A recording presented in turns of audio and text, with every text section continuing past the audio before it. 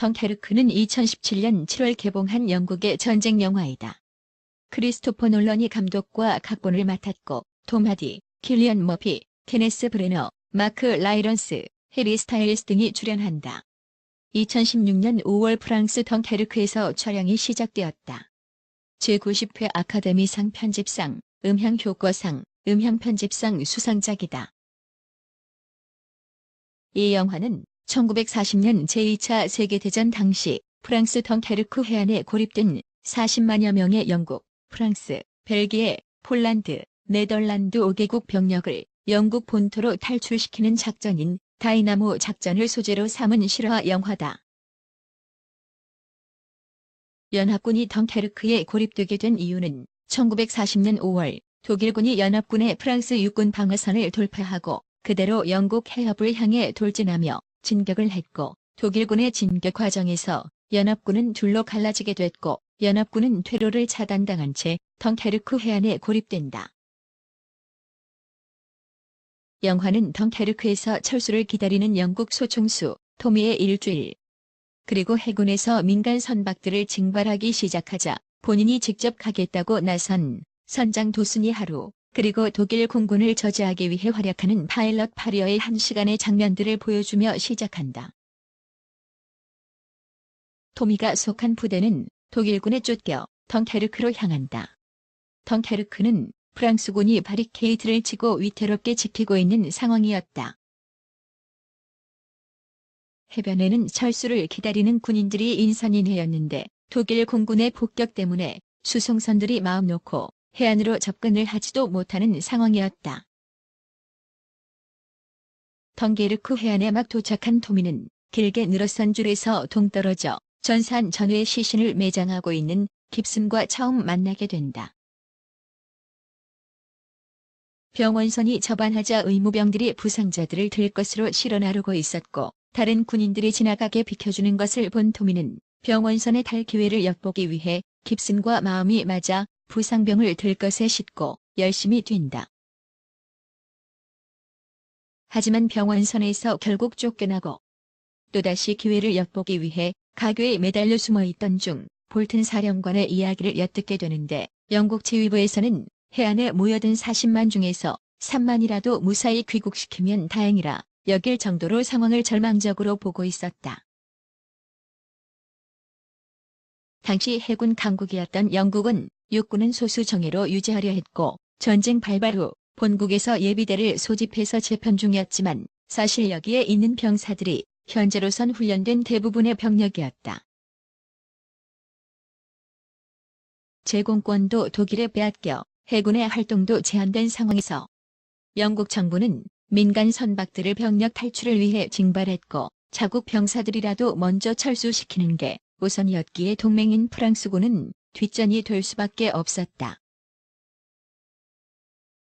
토미가 타지 못했던 병원선도 독일 공군의 폭격에 의해 침몰하고 군함이 물에 빠진 병사들을 구하기 위해 접근하자 토미와 깁슨은 그들에게 묻어서 군함에 오르게 된다.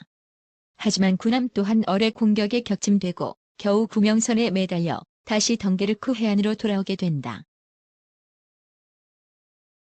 일단의 병사들이 방어선 바깥에 있는 좌초된 어선으로 향하는 것을 본 토미와 깁슨은 그들과 합류하게 된다.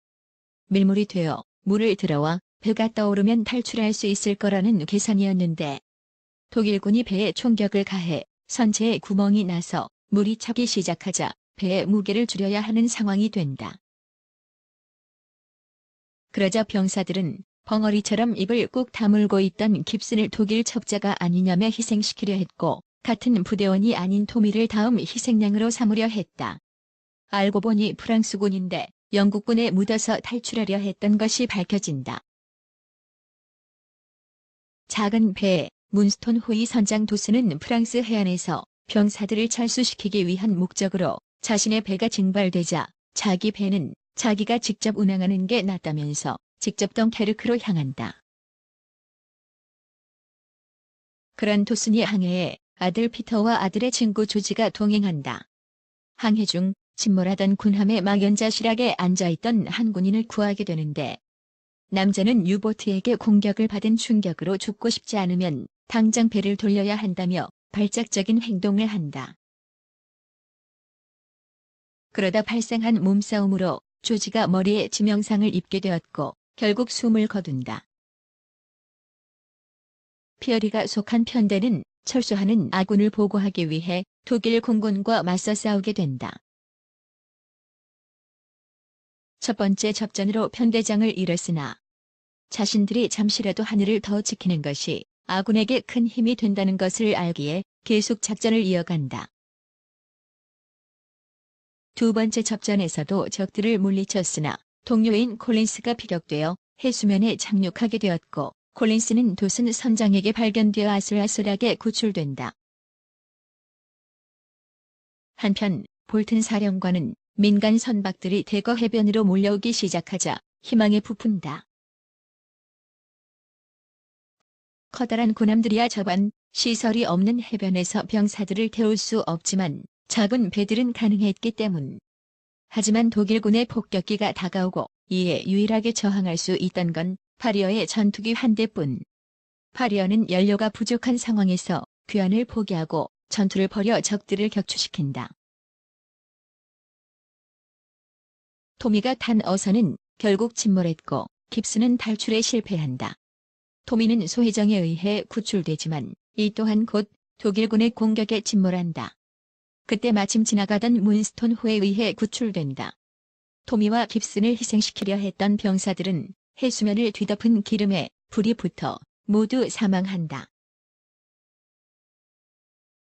덕분에 탈출 작전은 성공하게 되고 영국군을 모두 탈출시킨 볼튼 사령관은 이제 프랑스군도 최대한 탈출시켜보겠다며 덩케르크에 남는다.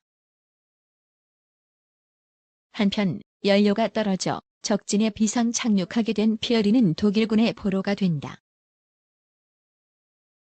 살아남은 병사들은 도망쳐온 것에 대해 죄책감을 느끼는데 사람들은 그래도 살아 돌아와 다행이라며 환대한다. 그리하여 1940년 5월 28일부터 6월 4일까지 계속된 작전 끝에 33만 8,226명의 영국군 및 프랑스군 장병들을 잉글랜드로 철수시킬 수 있었다.